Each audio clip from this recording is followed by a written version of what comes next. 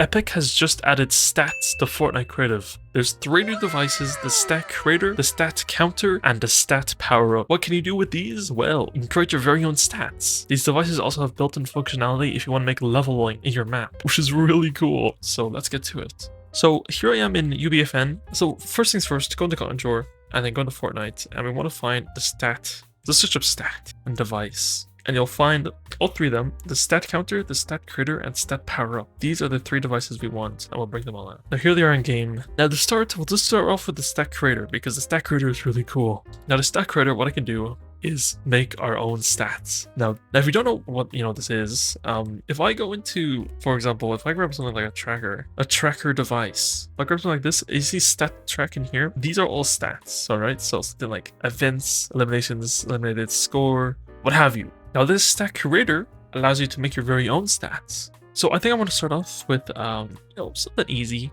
We're not doing levels just yet. We're going to do something really simple, which is just coins collected. Now also just keep in mind that these stats right now don't carry over to the tracker device. They might change in the future, but you can't see your coins collected in here, so just keep that in mind. But you can use these stats as, the trigger events and stuff like that if players reach certain marks and stuff like that. Anyways, now there's going to be a very important option here called max value. Now you're going to understand that there's a difference between value and level. Now obviously value would be, so for example, let's just use levels as an example. Value would be something like XP or something like that, put in Fortnite terms. The level would be like your level, so level 1, 2, 3, 4, 5. So actually, just to make it easier, I'm just gonna call it levels or whatever, and it's gonna be our level. So now basically what we can do is our max value is how much XP we need to, let's say, get to the next level. So we can set that up to pretty high, and then our max level is the max level we can reach, which is it's up to 100. Now our max level, obviously, we can do have let's do 5 levels for it. Actually, no, we'll do 100. So what we can do is you can either keep it 1 level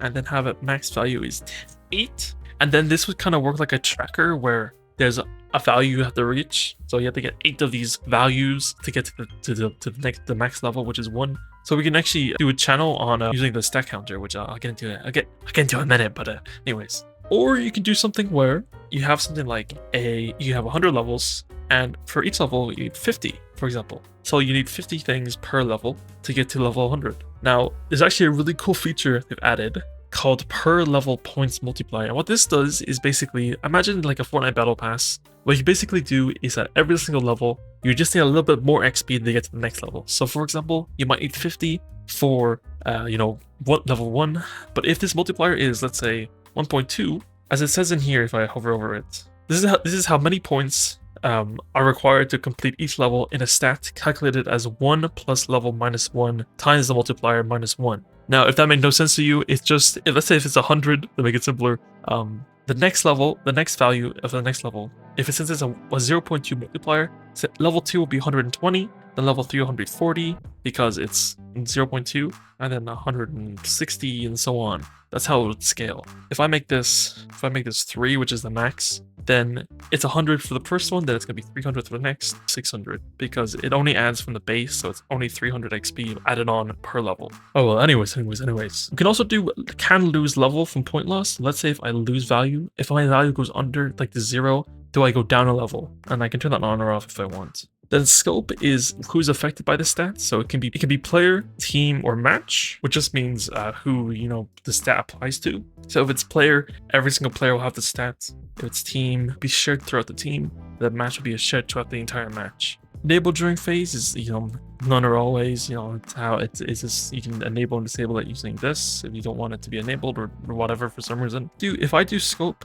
team, or match, you get a new option called broadcast events for all players. Basically what this means is that, let's say for example, if I was the player on a team who got the thing, or I triggered the thing to put a value up, does the broadcast event, which is like for maybe like on level up or on value change or something like that, on that event, does it apply to me or everybody? So let's, for example, if a HUD message popped up saying you did the thing, does that HUD message pop up for everybody, or does it pop up for just the player who triggered the trigger, if that makes sense? So you can change that on or off here. Anyways, requirements is useful because you can change the team index of whatever. You can also invert that, so it's everything but that team. Same thing with classes, you can only have it on a selected class if you have classes enabled. Same with that inverted too. The UI is your stack color, so you can change the stack color in the device, so the device will change. So, you know, I might make it a nice blue color.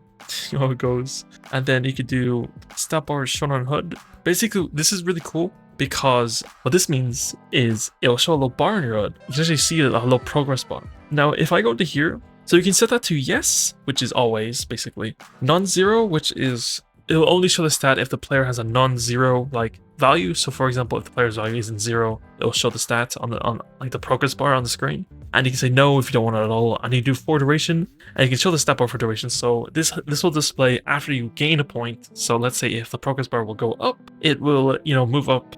You know, it's kind of like getting XP on how it appears on the side of your screen for a second and it goes away. It's like that. And you can change the stat bar duration when it appears and it disappears. You can also change the user widget, which is a custom widget you can make. I'll show you that later. And then show widget in list. You can also change the HUD priority, stat icon, whatever. So yeah, it's a level. So what's a good one? I guess I'll do checkmark should be pretty good. Let's do the checkmark. There we go. Anyways, next up is really important is persistence. Basically, this is just saving. If you have used persistence on, basically what this means is that if your player leaves a session and comes back, they keep their stats and their progress in the stat, or the team's progress or the match's progress in the stat. Anyways, resolve conflicts. What this means is that, let's say if it's 14, you can either do first player, which is, let's say if the stat was 5, for example. The first player to join whatever the sharing stat was, they'll change to that. Highest is whoever player has the highest. Lowest is whoever player has the lowest. Average is the average of everybody, and then the median is the median of everything. Then autosave and auto-load is really useful because that lets you, you know, autosave and also load. You can also do it on a channel too, so you don't have to auto-load it, and so on and so forth. Then all these channels are really useful because they have enabled, disable, save, load, reset stats, which is really useful. Clear player persistence data, clear player persistence data for all, increase level, decrease level. So load level, load for all, save for all, and you can also detect the events of on level up, on reach maximum, on level down, on value change, and on level changed. So yeah, again, this is a really useful device. This is actually so useful. But anyways, that's the stat creator. Now let's move on to the stat counter. Now the stat counter is a way you can compare stats and see if it, you know, works. So as you can see, if I go into stat counter, there's an option called tracked stat, which is the tracked stat. And we can actually go into here and it says current level. Now you're going to see two options down here, current level and current level. Now, the difference between these is that this is your value and this is the level. Okay, I know, it's pretty crazy. So actually, you should probably change this to XP or something to make it simpler. Experience. I'm just going to experience, and now it's going to be called experience. So track how much experience you have, and you can also track the level of your experience. Let's say if I have 50 experience, I can track it in here, and then if I'm level 5, I can track the level of my experience. Now, the broadcast events on stat change is, you can turn this on or off, and basically what this will do is it'll fire the on-compare success or on-compare failure events when a value switches from failure to success or success to failure, and also if the value is changed on the on-value event. So it's like on-compare success, on failure, on value changed. And you can turn that on or off depending on what you need. Label during phase, you know how it works. Compare type. So this is comparison. So I'm comparing the level. So let's say if I wanted to make sure my character was over the level of 5. I can do equal or more, and I can do comparison value, put 5 in there. Would you look at that? If you're level 5, it works. And you can also do compare per player or not, and you can transmit events for last indicator, random track player, or for all. Like how this setting worked before. Like how this setting worked before, but it's for this device. And compare per player, so if it's like per player or not. Now, just like equal or more, you can also do not equal to, or more than, equal to, equal or fewer than. You can do all of them, kind of like how the player counter worked, but now you can just do it with anybody, or with any stat you want, which is pretty cool. So you can go up all the way to whatever that is, and you can go all the way down to the minus version of it. So there's a lot of versatility. Anywho's, what I'm going to do is I'm going to make it equal or more or equal to. So if, let's say, since this is experience level, now if, let's say my player reaches level 5 and I have on broadcast event stat change on, now if they're equal to 5, it can do on compare success. I can use that channel to detect if the player is now level 5. And that will play if they go up. Now, let's say, for example, if I didn't want that to play when they go up, I can actually turn this off. And I can actually use this function called compare stat, which does it manually. So instead of doing it automatically when things change, you can actually do it on a compare stat and it'll still work. So for example, if I am, for example, let's just make a mutator zone. And then with this mutator, I might grab a barrier device and I'm going to make it an ignore list. I'm going to use the ignore list. And basically what we can do is if this is a zone and nobody except for level 5 can enter it. So what we can do is we can do this. This is like a thing, and then I'll make it hollow because, you know, and then I'll do something like inside like a coin. I'll put a collectible inside of it. Let's say if I wanted to grab this magical coin, I need to be level 5 to grab it. So I won't be able to grab this coin unless I was level 5. Now I'll put a sign or billboard saying level 5. I could just do level 5 only. Big center, maybe roboto, you know how it goes. The outline. Now, so this barrier is now only level 5 people can go inside of it. There we go, perfect. So what we can do is on this counter, just an example, since this is level 5, equal to level 5, we can also do equal or more to level 5 too, if you know, if you also want to do that. You know what, I don't even need the mutator device, I just need this. I want to do broadcast events on stat change, and then when I reach level 5, I'm going to add player to ignore list, and I'm going to grab the stat counter, and it's when on compare success. So when it gets compared and my player is over 5, which this counter is detecting if your player is 5, it's then going to add the player to the ignore list. Also make sure that the compare per player is on, so it'll only add the player the instigator that is comparing, which is the only player. So we're going to add the player to the ignore list, and then we're going to also remove the player from the ignore list if, let's say, it fails. So let's say if I'm not level 5 anymore and I'm going to level 6, or I'm not even level 5, like I'm level 1, that will also work. This little box right here is only allowed, only the cool guys who are level 5 can go inside this box and grab this coin. So yeah, so I can't go game just yet, boss. I'll just go through here again. I'll keep going. Anyways. Override is pretty cool because what you can do with it, with your value, you can do value override type, and you can do set, which is you can set it to 0, or you can add or subtract. And while you're using override, you want to use the channel override value, and you can use that to override the stats of, let's say, the player. So we can have a reset thing, like it resets the value. So we can do set to 0.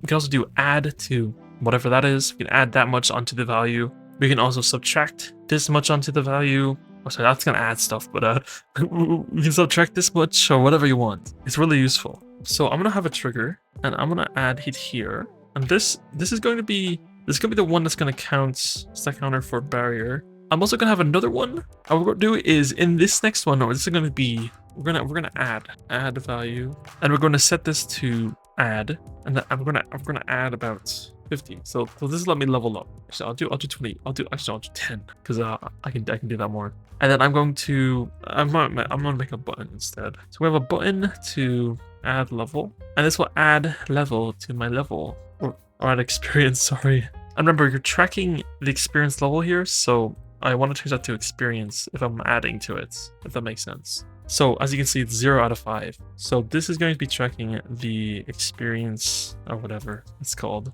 So we're going to override value on the button on interact, and since it's add, it's going to add 10 when I click this button, and just for the per player because it's comparing per player. Oh yeah, and also while I'm yapping here, you can also use score, collect the items, objectives, AI, eliminations, elimination assists, eliminated damage dealt, and all of these as your you can also track those as well, which is really cool. And you can use that in the device. Good to say that. Anyways, what I was saying, oh yeah, so anyways, after this, there's a few more settings I'll just talk about, and then we'll just show how it works if downtime is ended. So visible game is this little counter right here. This can show you if it's where you are in the level. So for example, if oh wait a minute, now that I think about it, I think experience is actually this is the because you can see the bar. Oh my god, that's so stupid. So in post, if anybody's watching this, this is wrong. Do not listen to this guy. He is stupid.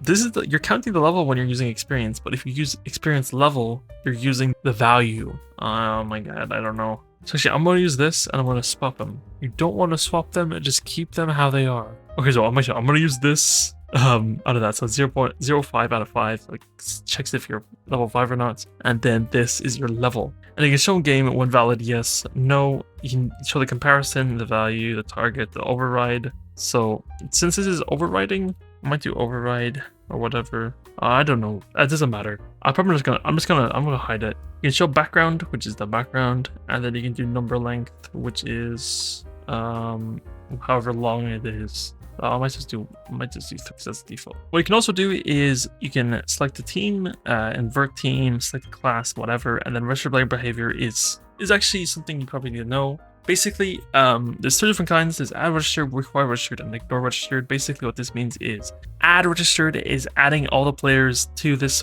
which is either going to be registered on the device or also players that are just in the team or whatever requirements are allowed. That makes sense. So if you're in team 1, if this is set to team 1 and you're in team 1, you get added anyways. Or if you use registered player right here. Require registered is a bit different. It basically means you need to be in the requirements and also you need to be in the registered player using this channel. And then ignore registered is anybody who's not registered that fits the requirements. So if you're in team 1 and you're not registered, then you'll be fitting. But if you're in team 1 and you're registered, you won't be fitting. Or if you're not registered and you're not in team 1, you won't be fitting. Does that make sense? Anyways, I'm just going to keep it as add registered. So yeah, I think I have set this all up correctly. It might be wrong. The device just came out, so I'm not 100% sure on how this actually works. According to my my calculations, this should count the level so it should add the player if they will get level 5, and this button will add more add XP to the thing. Actually, I'm gonna actually show this in game. So I'm gonna have this here. It's gonna count. I'm gonna make this bigger. I can make it bigger. I'm gonna make it bigger and then I'm gonna move it over here. And then I'm gonna do this. I'm gonna make it so it's visible, just so you can see how it works. And then we can do bar, put it here, put it there. We'll make it so it's visible in game. Where the show is the value comparison. I'm just saying comparison. There we go. Just scrolling around with it. Also, just saying number length is you can change it. You can change it here, or you can actually just turn it off, or you can just turn it off and it'll just automatically change to the size of the number, I think. Anyways, I'm gonna check if downtime's ended, and if it's not, I'm gonna move on to the power up. If it is, I'm gonna show you this. Yippee! And look at that, servers are up. So let's go in game. Wait, and just for example, I'm gonna show it as yes in game. And now if we load in, if you look in the bottom right, you can see a cool little like level up bar down there. It says my level on the left bottom, and it says my value to reach the next level on the right. So now if I go up to here, actually, if you see this is 0 to 5. That's because if I just end the game. That's because this is showing the comparison. If I change that to maybe the value or the targets or the override or whatever, you can now see the difference now. Anyways, back in game. Anywho's. If I click this button, you can now see that I get 10 plus experience onto my experience bar. So let me click this and let's see what happens. If I click it, as you can see, look at that. I just got 10 experience. Click it again, I've got more experience. If I keep clicking it, I'll keep on getting experience. As you can see, each level, as I level up, it's gonna get higher. So obviously the multiplier is times 3, so it's 300 now. So I gotta spam easy to get all the way up to next level. Oh, it's 500 now, because it adds 200 each time. So now level 3, it's 500. It's a bit much. I keep spamming. And then now it's at level 4, which is 700. And then as you can see, the counter is at level 4. And if I were to count this up, and we get above 700, which is where you want to be. If I click this one more time, as you can see now, the thing is open. So now I can walk in, I can now grab my coin and I can walk out. And then if I keep on going, get to level 6 and anything higher. Oh my god, this is getting stressful. Come on. Here we go. It's now back to being closed because now I'm no longer level 5 and I can't get inside of there. These devices are really cool because you can make your own like status bar now. No, you can also change the, as this, so you can do always, do non-zero. So if it's not 0, anything other than 0. So let's say if it's non-zero, if I end the game, this thing will never show on my HUD until I have a point. So right now it's hidden, as you can see. Now if I go over here and grab a point, as you can now see, it goes up and it appears on my HUD now, and it stays there forever until I finish it, basically. What I can also do is, as again, I can do no, so never, or for duration, and for duration is this. And for duration would be same thing. It moves, but if we count to 5, so 5 right now, it's going to disappear. So it only shows if I gain. So as you can see, it only appears on my thing if I'm actively gaining experience or what value we want. and then it will disappear once it goes away. So it's kind of like XP and how XP appears on your screen at the side when you gain some. It's kind of like that. It's pretty cool. Now, let's say, for example, if I duplicated this, I made a new stat that was like red. This would be like other thing, I don't know, and I make the max value 1, max level 1. Actually, I'll do 100 or something. Point multiply, it doesn't matter. I'll just keep it like this, and then what I can do is I'm gonna do player. Also, I might keep that player, and then I might do whatever that is. Anyways, so for example, I'm gonna select both of them, and I'm gonna go into stat bar duration, and I'm gonna or show stat bar. I'm gonna make it always, and I'm gonna go back in. Now, if you know how the tracker works, the tracker, when you have multiple trackers on the HUD, it will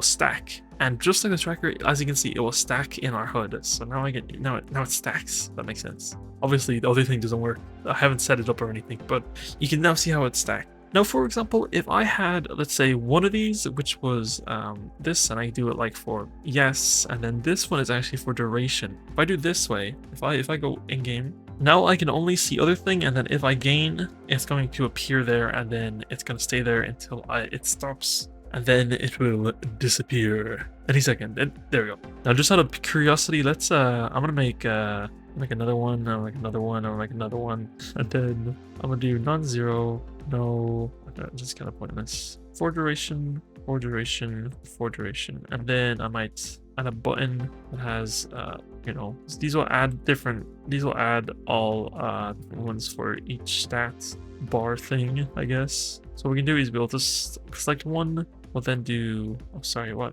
Oh no, we need the counter. I'm stupid. We need a counter first, and then we'll do a counter for each. This is gonna be that. Then this is going to be counting other thing 1. So it'll be other thing 2, other thing 3, and other thing 4. Okay, that'll do. And then in each of these, I'm going to go into here. I'm gonna click on them if I can, and then I'm gonna override the value on this button. So each one of these buttons is going to put up the thing on the HUD. And now in game, as you can see, I think one of them I forgot to change, but if I were to keep on, as you can see, they can stack, and this is how they stack up. As you can see, they disappear, and they, you know, they're pretty weird. So yeah, that's how it works. So you can screw around with this. It's pretty cool. And just last but not least is, if you go into user widgets, if you click into here, and if you just browse the asset in the comment browser, you can see there's actually other types of stat widgets. So you can have this default one. You can also have compact. You can also have tiny. It's kind of hard to get it in here. So the easiest way is to right click it, copy the reference of it, and then paste it. You can now have the compact inside of here, and if we browser changes. So if you look here, this is what compact will look like. So it's slightly, you know, more compact than it usually is. And then if we use something like, let's say, for example, tiny, if we just copy that and paste it in here. Now this would be tiny, which is just like really small. Now, another really useful thing to know about stats is that if you go into Outliner, find island settings, and then if you go into the island settings details, if I search up stats, you can do something called end condition stat to end, and you can actually use the stats you've made, either experience or the level version, and you can use that to end the game, and you can set the value to end here. So whatever value you want, see the end there.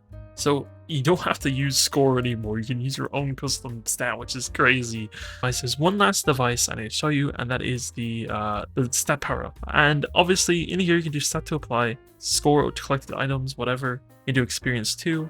And the magnitude is, you know, how much it is applying and whatever. If an effect duration is the amount of time the apply will stay active for, effect duration is that long, respond to the respawn on the audio, so if I can pick up radius, whatever. Now you can use this power up to add or subtract value from your experience or level. So if I do experience and it's magnitude 50, I lose 50 or whatever. You get me? And then if it's level, I can change the level, so I can change the player's level to 4 if they pick this up or something like that. Or I can change it to 4. Now I'd prefer using the counter, but you can use these power-ups too if you want to do it remotely by just doing pickup. You can also, the benefit of these is that you can actually place them in your world and you can pick them up as you go along, like coins or collectibles. I think you should just use this.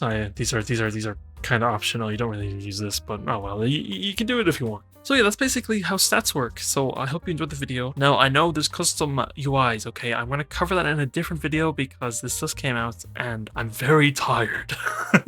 I've been up all night on downtime, so I'll cover that in a different video. So I guess this will be considered part 1 to the stats. But anyways, so yeah, I hope you enjoyed the video. That's about it. Remember to like, subscribe, use my code in the Fortnite shop. Thank you to all the members of the channel. Your support means a lot to me. And remember to watch all of these videos for more of my tutorials. So yeah, that's about it. Chapter 6 looks cool, so I'm gonna go play that now. Goodbye.